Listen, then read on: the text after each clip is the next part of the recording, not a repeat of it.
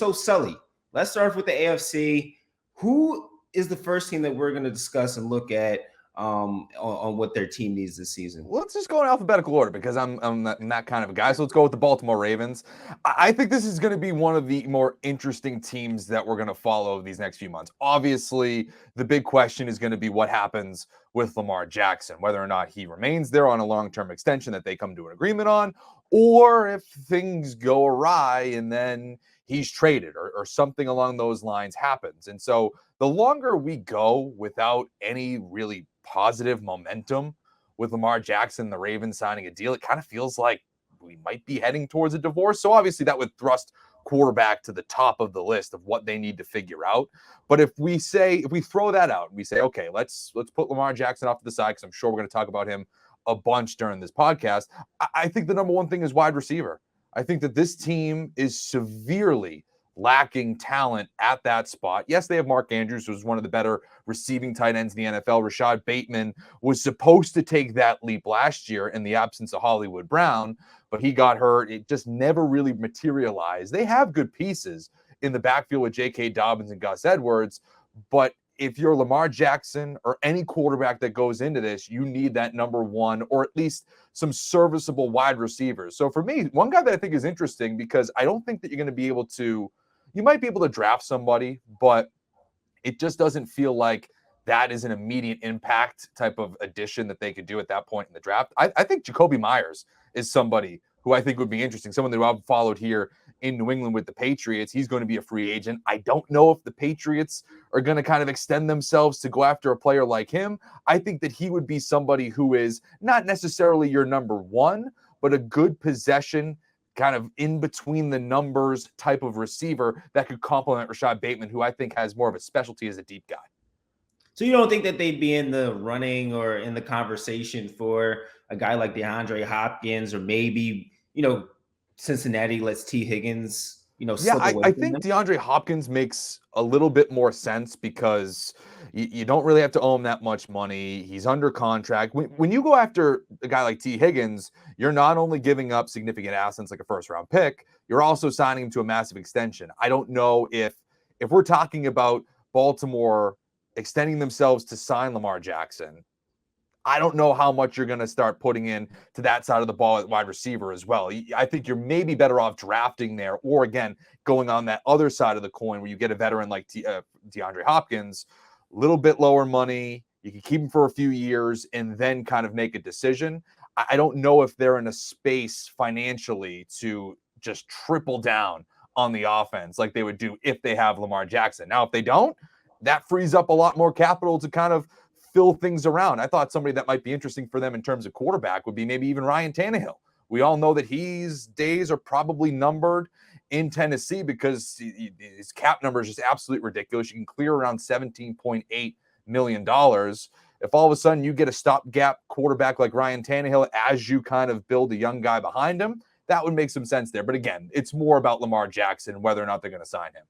Well, do you also think that if they don't sign Lamar Jackson, is this Baltimore Ravens team willing to have, a mini reset type of situation to where, okay, we weren't willing to pay Lamar. We do need a new quarterback. Maybe we unload some of these assets like Humphreys and these guys to move up in the draft to get a quarterback that we think can actually be, a franchise-changing player for us and be a long-term guy. Yeah, I mean, that's possible. I mean, if you're trading Lamar Jackson, you're going to get a lot back. Like, it's not like he's leaving in free agency. You're going to franchise him and you're going to trade him. Like, that's what's going to happen if you decide to go down that route. So I don't know if you're like the Las Vegas Raiders. Are you sitting there at number 7 saying, all right, we'll give you 7 multiple other assets to acquire a guy that we need to contend immediately in a super competitive AFC West with Patrick Mahomes, Justin Herbert, and now Russell Wilson with Sean Payton. And so if you're Baltimore, all right, the number 7 overall pick puts you in that discussion for these quarterbacks. Maybe not Bryce Young, but a Will Levis or something along those lines that kind of gets you in that conversation, CJ Stroud, what have you. So, yeah, that's a route you can go down. But if they're just going off of outside of quarterback, to me, it's wide receiver. The Jacoby Myers thing in free agency, I think he's going to command some significant money. But ultimately, I think that that's a position that they need to target. All right.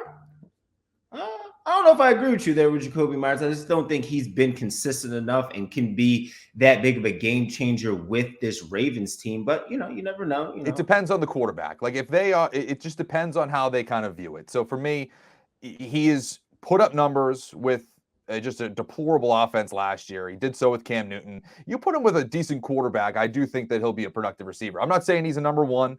I'm saying he's like a 2A, which is still better than what the Baltimore Ravens have at the moment. Yep, that's fair. That's extremely fair. All right, so Sully, move on. What do we got next? What team are we going to highlight next? Let's go with the Buffalo Bills. You can go a couple of different routes here. I think the number one thing that they should do is re-sign Jordan Poyer. I mean, that to me is one of arguably their biggest free agent. This team is ready to go to contend for a Super Bowl.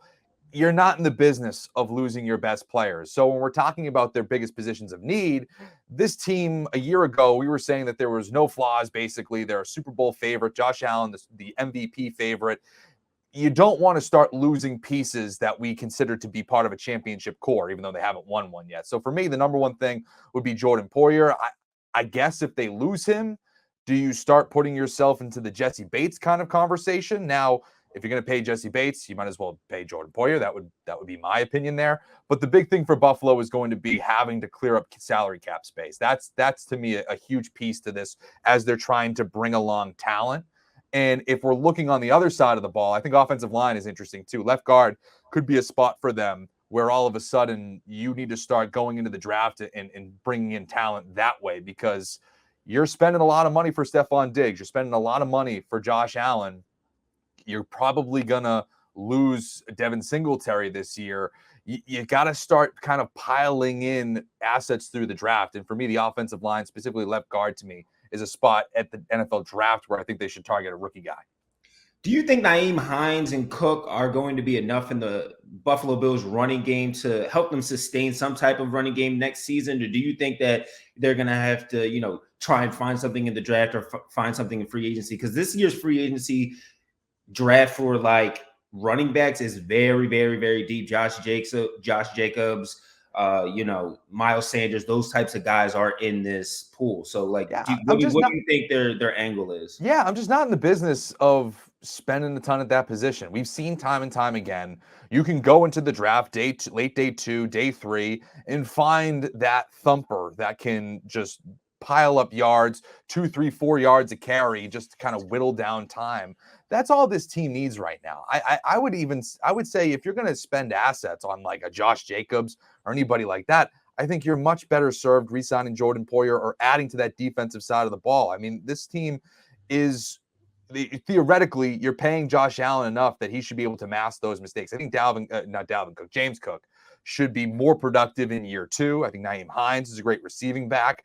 If you want to add another guy, I think you do that through the draft. I'm not extending myself financially through the salary cap, bringing in anyone that's of significant value, like a Saquon Barkley or a Josh Jacobs. I wouldn't do anything like that. It sounds great, but if you're going to swing for the fences, I would continue that on the defensive side of the ball like you did last year with Von Miller. Okay, I see that. That makes sense. Well, let's pivot to the Cincinnati Bengals. We kind of talked about T. Higgins. We kind of talked about Bates a little bit. What is the biggest need for this Cincinnati team to get over the hump? They went to the AFC championship this year. They were a few plays away from making it to a Super Bowl again in back-to-back years. What gets them over the hump and gets them back to that Super Bowl? It's not sexy. I mean, I was talking about offensive line with the Buffalo Bills, and I'm doing the same thing here with the Cincinnati Bengals. But I think that everybody knows watching this team that they are pretty much set around the roster, specifically on offense, except for the offensive line. I mean, if you have a sturdy offensive line any of these last 2 years, you can make a case that they're hoisting the Lombardi trophy and winning the whole thing. So yeah, there's going to be questions about how they're going to approach this offseason, because you have to pay Joe Burrow. It's probably going to be a market-setting deal. It's just the way that he's been playing. It's the way these quarterbacks and these contracts go. You have to look a little bit further in the next offseason and say, okay, we're probably also going to have a market-setting deal for a guy like Jamar Chase. So what does that mean for T. Higgins? Even if you move off of T. Higgins, you do have Tyler Boyd. You do have other pieces that I still think that offense could hum in terms of the passing game. So I don't know if a wide receiver is a move or anything along those lines. To me, I think it's still the offensive line. It always has been. I'm trying to see who Wilson has for them in their spot. I believe it was Broderick Jones out of Georgia, the offensive tackle. So that's again just another guy that I do think that they should bring in. And to me, for them, it's the draft because they're so cheap, because those prospects can be blue chip first round guys, and you're not paying them for the first, significantly for the first 5 years. For a Cincinnati team that is, doing the naming rights to their stadium to save up for their quarterback, they have to pay their quarterback, they have to pay the wide receiver. Jesse Bates is even going to be a free agent. You need to kind of cut costs somewhere else. And so for me, the offensive line is a huge need, but that to me is through the draft. So for me, best offensive tackle available.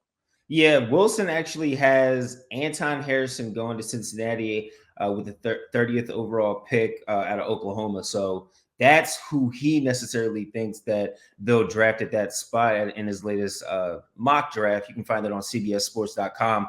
Make sure you guys tune in for all your draft coverage. But yeah, I think offensive line is the biggest need for them. I think that's probably the reason why they weren't going to the Super Bowl this year, is because they allowed too much pressure on Joe Burrow. And I think that's been an issue for this team for a few years. And if they can figure that out, they can figure the offensive line. They were better this year than they were last year. But if they can keep trending in an upward motion, they could get back to another Super Bowl, and they may even win their first Super Bowl. So, sky's the limit for that Cincinnati Bengals team. All right, let's move on. Well, what else do you got for me here, Sully? Cleveland Browns interior defensive line. I mean, you could go a couple of different fronts. Cleveland, it's not in the best cap situation. So again, this could be a team that addresses that via the NFL draft. But also, if you look at free agency, I mean, there are a couple of guys that you could point to. I'm going to butcher his last name, but Matt Ioannidis, from the Commander. He was with the Commanders. Now, most recently, he was with the Carolina Panthers. Someone who I don't think is going to cost you that much money, but can give you some presence in the middle. That's been a big, thorn in their side. Obviously, you'd like to add another wide receiver to Amari Cooper with Deshaun Watson. But to me, I think the defensive side of the ball, especially when you play in a division that currently has Lamar Jackson, has Joe Burrow, has a Pittsburgh team that I think is on the ascend. To me, defense, as you continue to pile up, because we all don't think that Jadeveon Clowney is going to be for this team much longer. So you're going to need some help along the edge and on the interior of that defensive line. So quickly on that, for me, Cleveland interior defensive line. Okay. I think it's hard to really decipher what this Cleveland Browns team necessarily needs, because I think you have to figure out what Deshaun Watson's going to be able to do for this team. You know what I mean? Like, you saw him play this year, and he looked very rusty in the beginning, but maybe that last game he kind of found his footing a little bit. But I think it's hard for me to really nail down what this team needs. They don't have a first round pick this year because they got Deshaun Watson. That was part of the Deshaun Watson package. So it's, for me, I guess I think this Cleveland Browns team just needs Deshaun Watson to be Deshaun Watson, and to be the Deshaun Watson that we saw before, all these allegations and all these things stirred up a few years ago. Well, the number one thing for them this offseason, I mean, we're talking about personnel and fixing the roster and all of that, but the number one thing that they need is just a full offseason for Deshaun Watson. It's for him to be in the system, to work with them, to get the reps and be with his teammates and learn this whole system and shake off that rust. I mean, he looked like a guy who hadn't played football in whatever it was. It was like, 700 days or something crazy like that. So like, that to me is the number one thing to get Deshaun Watson comfortable in this offense, because we've seen when he's on the field and when he is healthy, he is arguably a top 5 quarterback talent-wise in the NFL. That's the reason why he got this unbelievably fully guaranteed deal of $230 some odd million, and why the Cleveland Browns are willing to completely reshake their organization to go get this guy. It's, outside football things aside, he's a talented guy. So yes, that's going to be the number one priority, but you also need to have a capable roster around him. To me, I think that another wide receiver opposite of Amari Cooper is an interesting thing to take a look at there. But if you're talking about their number one need, I think it's along the defensive line. I don't disagree with that. I think a wide receiver would do wonders for that team, and also help Deshaun Watson get back to his form.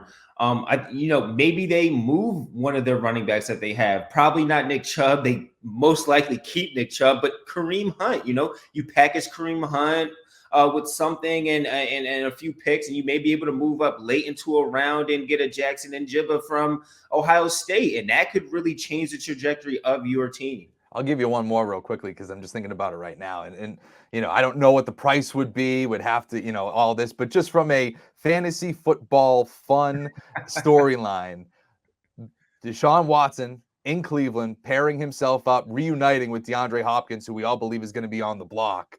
That would be something fun, where all of a sudden you have Amari Cooper on one side, DeAndre Hopkins on the other, the Texans boys getting back together. That would be very interesting, and all of a sudden make that AFC North even more competitive when you talk about T. Higgins and Jamar Chase. Now you have DeAndre Hopkins and Amari Cooper, even George Pickens and Deontay Johnson. I mean, you go down the list, that is a 1-2 wide receiver combo in the division. That would be a sight to see. You get me excited for fantasy already. We're only in February, Sully. Please relax, chill. I already won my fantasy league this year. Let me enjoy That's a this humble win. brag. You just wanted to throw that in there.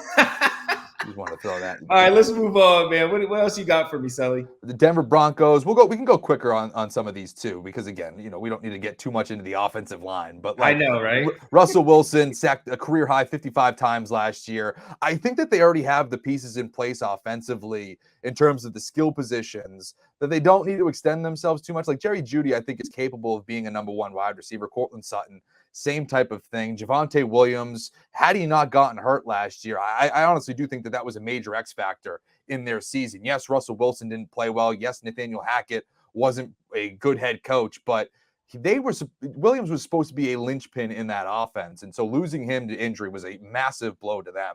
But as we were kind of saying with Deshaun Watson too, Russell Wilson just needs to get comfortable in Sean Payton's system. I mean, that's first and foremost what that's going to be. Now, a part of being comfortable in a system is having protection in front of you. And so when you're not getting sacked 55 times, it's going to make life a little bit easier throwing the football. So for me, this is a team that's going to be really hard to kind of peg in terms of how they fit those needs, because they're kind of a little strap cap wise, and they don't have a first or a second round draft pick this year. So you're talking about trying to address that need in the third round. It's possible. You can help. You can do that, but it's a lot less margin for error, and it's a lot more difficult to identify those guys later in the round. So, yes, the Denver Broncos have an uphill battle to climb if Russell Wilson is not the quarterback that we all think he can be with Sean Payton. But ultimately, what's going to help him most is a sturdy offensive line in front of him. Sounds like the Denver Broncos this year are going to basically run it back because they just don't have a lot of wiggle room in terms of cap space. So, Sully, let's just move on. That was a quick one. What do you got for us next? Houston Texans. I mean, this is where it starts to get fun, right? And honestly, we can kind of pair these two together because we got back-to-back Houston Texans, Indianapolis Colts, two AFC South teams, and spoiler alert, both of their needs are quarterback. So it's going to be interesting to see how both of these teams kind of attack this. We talked about it in the Shane Steichen emergency podcast, where it does kind of feel like if they're going to go young, because of the hire, because of Steichen's resume of helping Justin Herbert right out of the gate be a over 4,000-yard passer, helping Jalen Hurts develop into an MVP caliber quarterback. He has the chops of bringing a young quarterback along, and this is an organization that has struggled to really latch on to that veteran and have any sort of success. So if all of a sudden they're or either one of these teams a Bryce Young contender, in obviously Houston has the inside track with that, having the number 2 overall pick, but you look at Indianapolis, I believe they have the number 4 overall pick. It's not that much to go up to number 1 with Chicago, who has the number 1 overall selection, and they are not expected to take a quarterback, obviously, with Justin Fields. I think that if one team is going to go with a veteran and one team is going to go with a rookie in the draft, I actually think it would be Indy that goes with the young guy, and Houston could be a sneaky team for a veteran quarterback if they go defense at both 2 and 12, which I don't think is out of the realm of possibility. My thing is, So for me, Sully, I like Bryce Young. I think he can be a good player in the NFL, but I'm very intrigued and interested to hear your perspective on, who you think fits each team better, because both these teams need a quarterback. You've already stated that, but like, what situation and which team and how the team is constructed do you believe that each one of these quarterbacks, CJ Stroud and Bryce Young, who should be on the Colts, who should be on the Texans? Yeah, I go, absolute highest ceiling. And Bryce Young, if he was just like, I don't know, 3 inches taller, a little bit stockier, it would be not even a discussion that he's the number one pick, and it would be a slam dunk. And I even think Chicago would have to really think about it now, But I think that if you're Houston, you might have a little bit more wiggle room. So yes, I think that Bryce Young is the clear-cut number one guy in my opinion. And again, I'm just starting to get into my draft research and stuff. Wilson's been doing this much longer, and he's getting compensated to do so. We're watching the football up until February. Now he's been watching college football all throughout the year too. So he has a little bit better of a sway than me in terms of discussing these guys. But Bryce Young, to me, clearly seems like he has the higher ceiling if he hits all of these marks. It's just a matter of we've never seen a quarterback his size really do any of the things that we're expecting him to do. So for me, if you're Indianapolis, I go high ceiling. You've been muddying around with these veteran guys for so long, and it hasn't worked out for you. I go the absolute highest ceiling and go with a guy like Bryce Young. You can make the same case for Houston as well, but I think that they're in a little bit of a different spot in terms of where they're at in their franchise's, history or mile marker, whatever you want to call it. I think that they have so many needs that you could afford to go defense with both of those picks. Bring on a quarterback like I think Jimmy Garoppolo, who has a relationship with obviously DeMeco Ryans, the new offensive coordinator. The GM drafted him, Nick Caserio in New England. And you can kind of weigh the water a little bit, see maybe even if you could get into the Caleb Williams conversation this time a year from now, and maybe you'll be a little bit better served. It's a little bit more of a longer road, but I do think that Houston has a longer road to run. I think that they have a roster that still needs a lot more pieces as opposed to Indianapolis, who we were all talking about when they added Matt Ryan last year. We're like, all right, well, maybe they could be a contender in the South. They have pieces. They have Jonathan Taylor. They have Michael Pittman. They have some pieces on defense where you could kind of maybe get this thing going quickly with a rookie quarterback.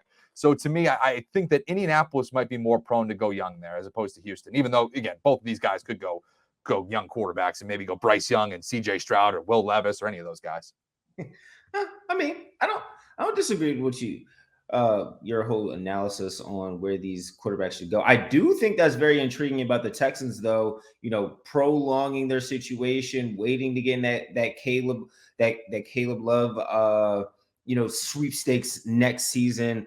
I haven't heard that. I haven't heard many people talk about that, and I think that's a very possible scenario. Well, because you don't rebuild it overnight. I mean, that's just it's fools thinking that you're like, okay, we can just go into an offseason and fix this overnight. And it's tempting to go with a quarterback, especially if you love Bryce Young. I mean, heck, if you like him, draft him. Like, don't just say, all right, we might have a top 5 pick next year, so let's wait and see what those quarterbacks are like. But I think that from the vibes that I get from everybody talking about the draft and kind of analyzing this group, it's not like it's a super slam dunk. Yes, Bryce Young is probably the best of the bunch, but it's not like this all-world quarterback class. It's better than last year's, but I don't think it's better than a couple of years ago, obviously, when Joe Burrow and all those boys were coming out. So if you don't love anybody in this class, if you're Houston, you're not expected to be particularly good next year. So evaluate 2024 as much as you're evaluating 2023. And if you love these defensive guys, maybe go that route and go quarterback later on. Yeah, I mean, there's also no guarantee. You don't know what guys are going to be available. You don't know where you're going to stack up and where you're going to, I mean, obviously you can get a range, but you just never know exactly where you could hit. So everything's a risk in this game and in this league, and you just really never know. But let's take a quick break. When we come back, we'll finish up the AFC and maybe get a little bit of the NFC with Sully as well next.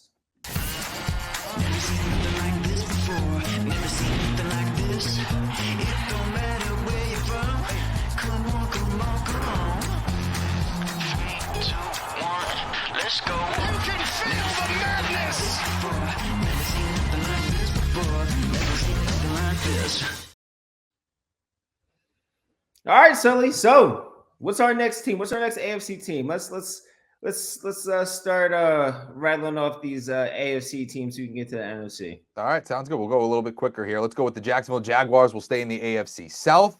And I think the secondary is still kind of an issue for them. They're an interesting team. I think that they're going to be so fun to watch next year because you're getting Calvin Ridley back, putting him into that offense with Christian Kirk. And so I don't know if the offense needs too much. Yes, you want to re-sign Evan Ingram at the tight end spot. I thought he was awesome for them last year. To me, I would just continue to beef up on the secondary, especially when you're in a conference where you're going to talk about having to go through Joe Burrow, Patrick Mahomes, Herbert, Allen. I mean, who knows? Maybe even Aaron Rodgers if he gets traded into the AFC. You need to be able to shut these quarterbacks down, shut these premier wide receivers down. And so you have a couple of options here. I think somebody who would be interesting, and I know this is going to be a controversial one, and I have a paired for another team that I like a little bit better for him in terms of a fit. But wouldn't it be funny if all of a sudden we get Jalen Ramsey back in Jacksonville with the Los Angeles Rams kind of needing to cut salary and kind of redo their books? You bring a guy like that back, who, again, was a controversial figure, left on not so great terms, but totally different regime, totally different. Everything's different other than the ownership there. So I do wonder if all of a sudden you put him back in Jacksonville, how would that look for the Jaguars? Maybe that might rejuvenate Jalen Ramsey's career. He's had some struggles and gotten beat a lot while being in LA and with the Rams. Maybe the glitz and glamour has gotten to him and it has made his play drop a little bit. But I would actually love to see Jalen Ramsey back in Jacksonville. I just love it for the chaos. That's what I root for half the time. You're messy. You're messy, Sully. You're messy. Last offseason was amazing because we just got absolute chaos, whether it was Nathaniel Hackett going to Denver, thinking Rodgers is going to go. He ends up staying. Wilson goes in. I absolutely loved all that chaos. And so to me, that would be an interesting one. I mean, they do have Darius Williams and, they have guys in that secondary that can play well and play at a high level. But when you're talking about legitimately contending, I mean, this team made the playoffs, won a playoff game, got up on the Kansas City Chiefs. They were going toe-to-toe with them for a minute there. If all of a sudden you add a legitimate game breaker when he's right in Jalen Ramsey or anybody along those lines, whether it's a high draft pick that you want to bring in a cornerback or anything like that, I think that would be a game changer for the Jacksonville Jaguars. So I think secondary in as a whole, and if you want to throw a little chaos in there, then give me Jalen Ramsey back to them. Well, I mean, I think it's also not a clear-cut thing that Evan Ingram comes back. And even if he does come back, you still can draft Luke Musgrave out of Oregon State. That's who Wilson has the Jacksonville Jaguars taking 24th overall in this upcoming draft. So, I mean, that's a possibility. You can always use more offensive weapons. You can never have too many. And I know Doug Peterson likes to run a lot of 2 tight end sets. So he did a lot of that in Philadelphia when we won the Super Bowl with Trey Burton and Goddard and Zach Ertz and stuff like that. So he likes his tight ends, and tight ends help quarterbacks very well. So that could also help Trevor Lawrence take that next step next season. Sure.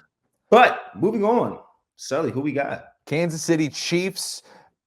First and foremost, Orlando Brown. That needs to get figured out. Probably going to franchise him. He's the premier tackle in the NFL. You can't lose a guy like that. So put that off to the side. That's their number one priority, I guess, in terms of on the roster. But I do think that they could use some edge rushing help as well. I do think that that's a piece to them. They're kind of getting a little bit of an aging roster at that spot. They did draft George Karlaftis last year.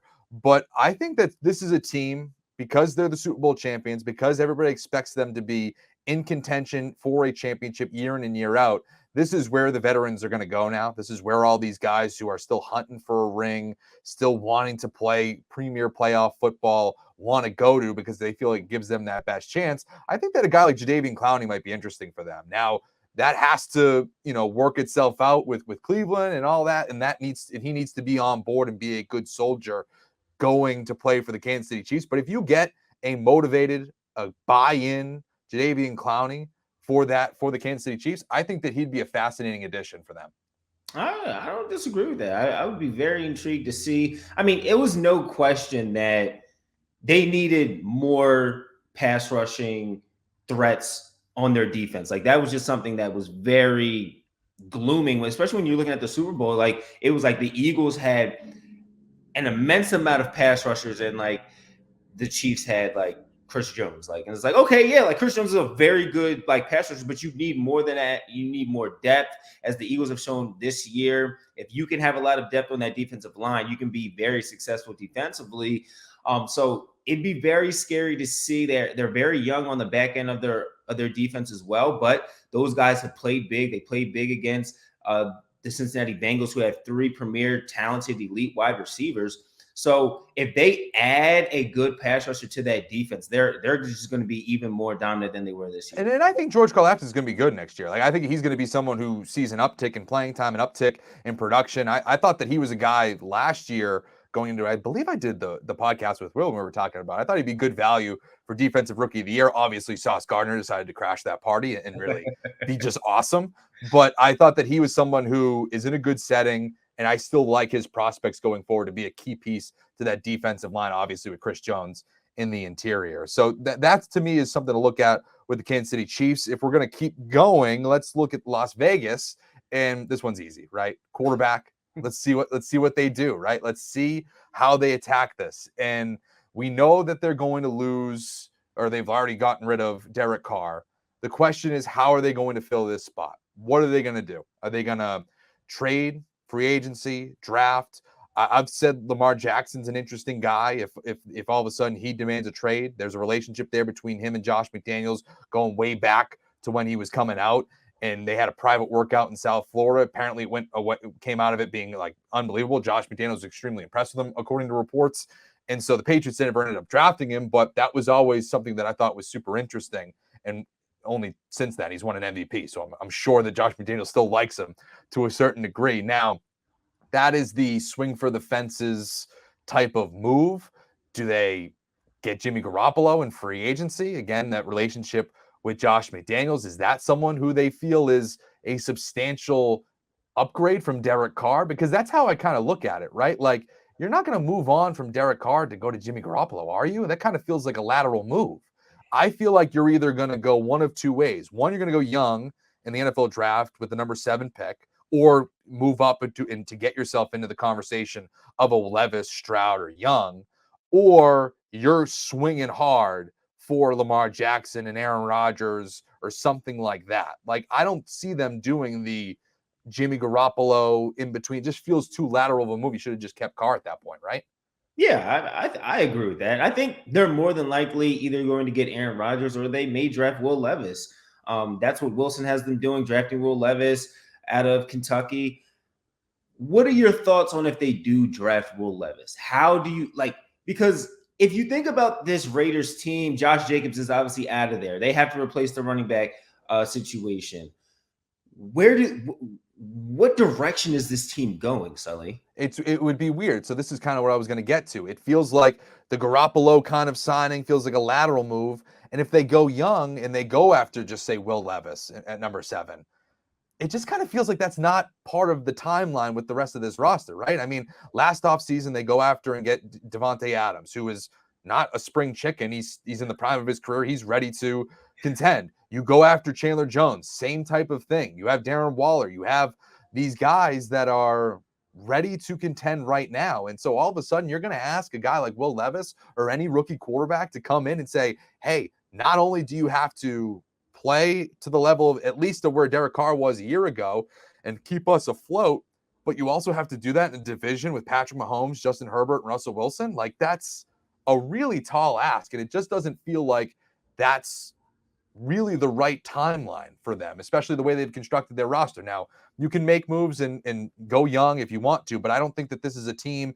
and I don't think this is a coach that is afforded that much. Like, I don't think that they're going to fire Josh McDaniels, but it did even feel a little hairy there at certain points last year. I mean, the dude's losing to Baker Mayfield when he first arrived in LA. He loses to Jeff Saturday in the Indianapolis Colts. I mean, like, we were having those conversations like, all right, like, what's going to go on here with Josh McDaniels and Mark Davis? Now, I think that they're more prone to go with a veteran quarterback that gives them that higher ceiling. So it kind of does feel like a Lamar Jackson and Aaron Rodgers type of suitor there. I mean, Rodgers was even saying at whatever golf tournament he was at a little while ago, like, oh, there's a lot of Raiders fans out there, and, you know, Devontae Adams is there. Maybe we could have some sort of reunion. So it would feel like that move would make more sense if they go like superstar swing for the fences quarterback as opposed to a rookie. No, I completely agree with you, brother, for sure, 1,000%. All right, let's pivot. Let's move on to the Chargers. What do the Chargers need, Sully? Because we keep talking about them for consecutive all seasons. They're going to make a leap. They're going to make a jump. Justin Herbert's this elite quarterback and an upcoming young quarterback. What do they need? I think you might not even think that this is a big need for them because they have, Mike Williams and Keenan Allen, but I think wide receiver is like a sneaky big need for this team. There's been talk that Keenan Allen could be a cap casualty. They can clear around a decent amount of cap space. It's a little over $15 million that they can clear for a guy getting rid of him. And he's getting a little bit older. His health isn't exactly, he's not the model of health to be on the field every single week. Same thing with Mike Williams. And when both those guys go down, you do see a precipitous drop in terms of the production. As good as Justin Herbert is, he does need some semblance of a top-tier wide receiver. So I think that that's kind of where you kind of look at here if you're Los Angeles. Now, where you do that and who that is going to be interesting. Like, are you a DeAndre Hopkins contender? Are you somebody that's going to go into the NFL draft and draft one of these young guys and hope that you hit? Like, that's going to be kind of the fascinating thing there. I think that Hopkins is interesting. Now, he's another guy who's, on the wrong side of 30, and, you can say, okay, that's kind of putting a Band-Aid on a bullet hole type of a thing, because what does that do for you long term? But I think that he's somebody who could elevate this offense in the wake of maybe losing a guy like Keenan Allen.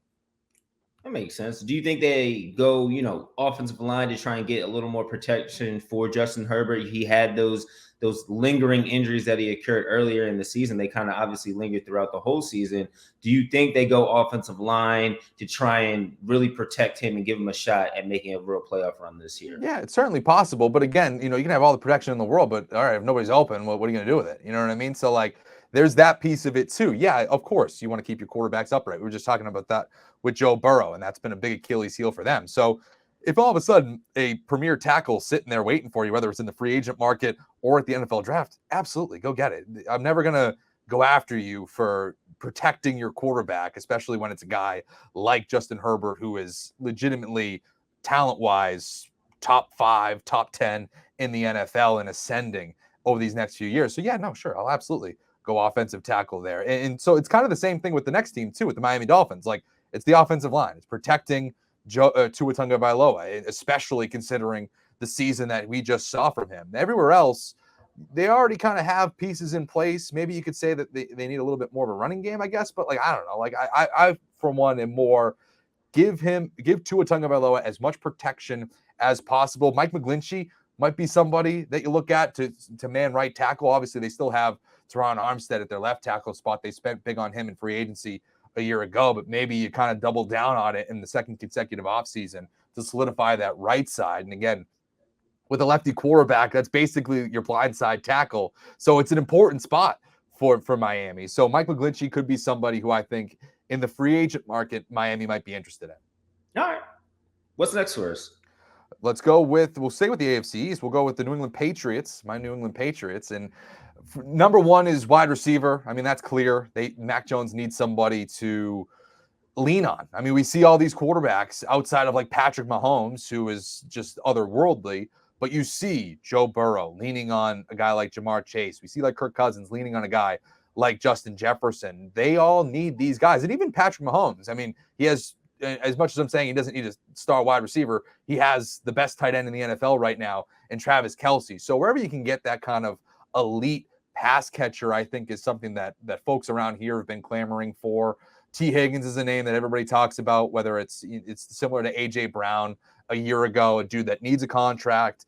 Maybe his team is not able to give him that because they're signing their quarterback and another wide receiver next offseason. So that's something where you look at and you say, okay, could you package the first round pick along with maybe whatever else you need to do and then sign him to a big money deal? If you're not going to go down that route, you need an offensive tackle. You need to protect Mac Jones, like we were saying with these other quarterbacks. You have Trent Brown, who you could clear cap space to get rid of this year. I believe Isaiah Wynn is going to hit free agency this year as well. Those are your two starting tackles from a year ago, and even retaining those guys, they weren't giving you elite production. So for me, it centers around Mac Jones, whether it's giving him protection up front or giving him a wide receiver to throw the football to. All right, Sully. Now it's time for the New York Jets. What are they going to do? Zach Wilson was a complete disaster last season. What are their next steps? Do they go and try and find a quarterback? Do they sign a not David Carr? Well, if they sign David Carr, it's probably the same thing as having Zach Wilson, right? I know, right? So do they sign Carr, but do they sign Garoppolo? Like where do they go? Well, I'm interested to see how they operate the quarterback spot, because you could naturally say, all right, Derek Carr, like that makes all the sense in the world. But I think that Woody Johnson, this whole Jets organization, I think that they'd be too tempted to see, all right, well, what happens with with Aaron Rodgers? Because I think that is their preferred option. I mean, why wouldn't it be? If you get a motivated Aaron Rodgers coming to your organization, one that we all, I feel, view as a quarterback away from really being a significant player in the AFC, considering all the young talent that they have around them, I don't know why you wouldn't want to see that through. Derek Carr is certainly an upgrade, but I don't know if you're winning the Super Bowl with him. I don't know if you're going to be in those discussions with Derek Carr as your quarterback. You'll be able to contend for a playoff spot for sure, but if you get Aaron Rodgers, you're talked about as a Super Bowl contender. You're a sexy pick in the same vein as Tom Brady going to Tampa Bay, Matthew Stafford going to Los Angeles. You're kind of following that same route. So, as much as Carr kind of makes sense, I guess, on paper, I don't know if the ceiling with Carr is enough for them to sign him right now. Because, again, Derek Carr can sign any moment now. It doesn't. He can go whenever he wants. He doesn't have to wait till the start of free agency. And I guess the same thing applies here with Aaron Rodgers in a certain degree, because they can trade him whenever they want. It's not like he's going to be a free agent, but he's in some hyperbolic chamber, dark room for the next however many days. So we have to wait and see what goes on with Aaron Rodgers. And I think that maybe a team like New Orleans may be a little bit too or more eager to sign Derek Carr, which again leaves the New York Jets kind of on the outside looking in. So I think that they go quarterback. It's just a matter of how they get there, and if they strike out on Aaron Rodgers, if he decides he comes out of this whatever and decides to stay in Green Bay or goes to Las Vegas, yeah, that might stink that you lose out on Derek Carr if he ends up signing with New Orleans. But at the same time, you could probably just sign Jimmy Garoppolo. And like we were saying earlier, that feels like the same type of a move. and Robert Saleh has a relationship with him from their days in San Francisco. It's a great point. I think we got one more AFC team, right, Sully? We have two more. Real quickly, Pittsburgh Steelers. This is the other Jalen Ramsey team I was talking about. This one I feel like makes way more sense, and it would be just way more fun to see him in Pittsburgh playing in that defense with TJ Watt and just absolutely owning that secondary. So to me, I think that would be a fascinating pairing. They already have George Pickens. This team can draft on offense. I'm not worried about them finding talent. Young, cheap, inexpensive talent on the offensive side of the ball. I want the Pittsburgh Steelers to have an elite defense when they're going up against Joe Burrow, Deshaun Watson, maybe even still Lamar Jackson. I want them to have one of the more feared defenses in the NFL. They already have that in terms of pass rush. I want the secondary to take that next step to be elite, and bringing in a guy like Jalen Ramsey, who, again, I think Los Angeles might have to get rid of in terms of just financial purposes. I think that would be an interesting pairing. And then finally, and this is just, we can just go quickly here, it's Tennessee offensive line. It's just their number one issue. It was one of the worst in the NFL last year, and you might need it in a bunch of different spots. Now, you can question, is quarterback going to be the thing, because they could get rid of Ryan Tannehill and clear a bunch of cap space and go with Malik Willis. That's a conversation that you can have. But in terms of just the roster right now, you need to replenish that offensive line in the worst way.